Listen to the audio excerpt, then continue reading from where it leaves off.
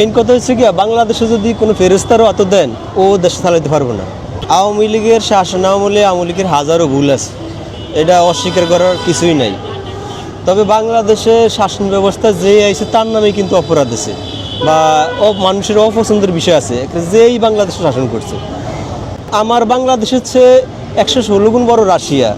রাশিয়াতে মানুষ 14 কোটি আর বাংলাদেশে মানুষ 18 কোটি। আমার বাংলাদেশে সে 10 গুণ বড় একটা রাষ্ট্র আছে মরক্কো, ওই রাষ্ট্রের মানুষ 33 লাখ, 1 কোটিও না। এই দেশে যত মানুষ আপনার ঢাকা ফ্লাইওভারের নিচে আছে, মানে বালিশ ছাড়া ঘুম যায়। পৃথিবীর অনেক উন্নত দেশ আছে ইউরোপের, ওইসব দেশে তো মানুষও নাই। এই দেশ, তার মানে এই দেশটায় ছোটো, মানুষ বেশি। এই দেশে যেই রাষ্ট্র ক্ষমতা যাইব তারই ভুল থাকবো, বুঝছেন? এখন আওয়ামী লীগ রাষ্ট্র ক্ষমতায় আসলে দীর্ঘদিন, তারও ভুল আছে, অস্বীকার করার কিছু নাই। তবে কিছু কাজ করছে যেটা মানুষের জনজীবন উপকার হয়েছে। যেমন একটা মেট্রো রেল করছে না, এই মেট্রো রেলে সরে এখন মানুষ কী কয়, আরে আমি ইউরোপে আইছি, কি উন্নত জীবন, খুব ভালো লাগে। আবার একটা পদ্মা সেতু করছে, আগে মানুষ অ্যাম্বুলেন্স নিয়ে দাঁড়ায় থাকতো ওই পাশে, ফেরির অফার, এখন দৌড়ে আয়া পরে উপকৃত হয়েছে না মানুষ। ঘরে ঘরে বিদ্যুৎ দিয়ে, সেটা দিয়ে তো মানুষ উপকৃত হয়েছে। এখন কিছু দিক আছে সত্যি ভালো, যেটা আর প্রশংসা করাই লাগে, ওই আসলে প্রশংসার দাবিদার। কারণ আওয়ামী লীগের নামে ধরেন একটা বদনাম মানুষরা ওটায় যে আওয়ামী লীগ মানে শেখ হাসিনার সরকার ভারতের প্রতি বেশি আসক্ত বা বেশি ভালো সম্পর্ক ভারতের সাথে। এখন বিশেষ করে ভাই, এই পৃথিবীতে তৃতীয় বিশ্বযুদ্ধ বাঁচতে বেশি সময় লাগবে না, সর্বোচ্চ 5 বছর। কারণ ওয়ার্ল্ডে যে সমস্ত রাষ্ট্রে পারমাণবিক অস্ত্র আছে, প্রত্যেকটা দেশের প্রধানমন্ত্রী মাথা গরম, যে কোনো সময় ওয়ার্ল্ডে তৃতীয় বিশ্বযুদ্ধ হইব। আর তৃতীয় বিশ্বযুদ্ধ হইলে প্রত্যেকটা দেশই পারমাণবিক অস্ত্র ব্যবহার করবো। ধরেন তৃতীয় বিশ্বযুদ্ধ হইলে, ধরেন যুদ্ধ বিধ্বস্ত হইলে পুরো পৃথিবীর 1/3 তো নষ্ট হয়ে যাবে পৃথিবীর। ওই সময় একটা বোম যদি কোনো না কোনোভাবে বাংলাদেশে আইসা পড়ে, বাংলাদেশের মানুষ যাইবে এমন কোনো পথ আছে?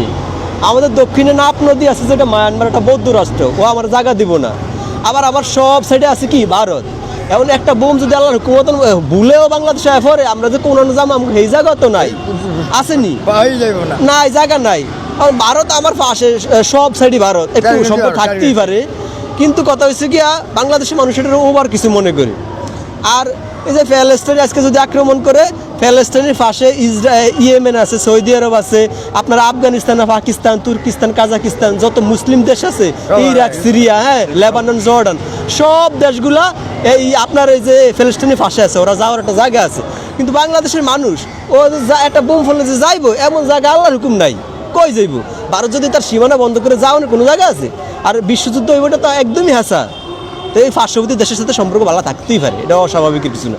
এখন আমরা কি সম্পর্ক পাকিস্তানের লয় করুন? কারণ আমরা কোন কি পাকিস্তান আমাকে ভাই, তো ভাই হইলে 71 সালে আমাকে ভাই আসিল না? এরা কম মানুষ মারছে এই দেশও, তাহলে এটা কোন ধরনের ভাই? আমাকে যে এরা ওপেন গুলি করে মারতে পারে, এরা আবার ভাই হয় কেমনি? পাকিস্তানের ইতিহাসে এমন কোনো রেকর্ড নাই যে একজন বৌদ্ধ একজন ইহুদি মারছে। অনেক দেশের রেকর্ড আছে তারা মুসলমান টুকো মারছে, তারপর হেয়ারা ভাই হয় কেমনি? আমার এটা বুঝেই ধরে না ভাই। আমরা তো নর্মাল কাতারের লোক, আমার এটা বুঝে আসে না, বাকি আপনারা জানেন। এখন কিছু কিছু লোক হেয়ারা বলে আমগো ভাই। এখন কোন রাজনীতিতে ভুল নাই কার? বাংলাদেশের যে যুদ্ধ হয়েছে, এই যুদ্ধে জামাত ইসলামের ভুল আছে না? এই দেশের মানুষ যে সময় 11 নম্বর সিগন্যালে ডুবে মরে, ওই সময় জামাত তো মানুষের এন্ট্রিতে গেছে, মানুষের বিরুদ্ধে গেছে না? অথচ এরা হাদিস কোরআন সব জানে যে দেশের প্রয়োজনে মরলে সোয়াব। অথচ তারা কি এই বাংলাদেশের মানুষের ওভার করিয়া কোনো বিশেষ স্বার্থে পাকিস্তানের পক্ষ গেছে, তো তাকে বিশাল বড় একটা ভুল আছে না? তারপরে যে জামাত ইসলাম বড় একটা প্রোগ্রাম করলো সোহরাওয়ার্দী উদ্যানে, এত কোটি টাকা খরচ করে এত বড় একটা প্রোগ্রাম করলো, অথচ গজল গাইলো, সব করলো, কিন্তু জাতিসঙ্গীত গাইলো না। আমার মনে হয় এরা মুক্তিযুদ্ধটা মানতেই রাজি না। জাতিসঙ্গীতটা গাইলে কি হইতো? ওই তো মাসের কথার তলে পড়তেন না। এই জন্য ভাই বলি কি, বাংলাদেশের সমস্ত রাজনৈতিক দলের ভুল আছে। আমি ঠান্ডা মাথা যদি চিন্তা করেন, মানে কেউই পরিপূর্ণ শুদ্ধ না। যেমন সব দলে ঠিক আছে, মানসি ভুল আছে, কিন্তু আমাকে বিপ্লবের পরে যে এনসিপি দল গঠন হয়েছে তাকেও ভুল নাই, তারা একদমই নিষ্পাপ।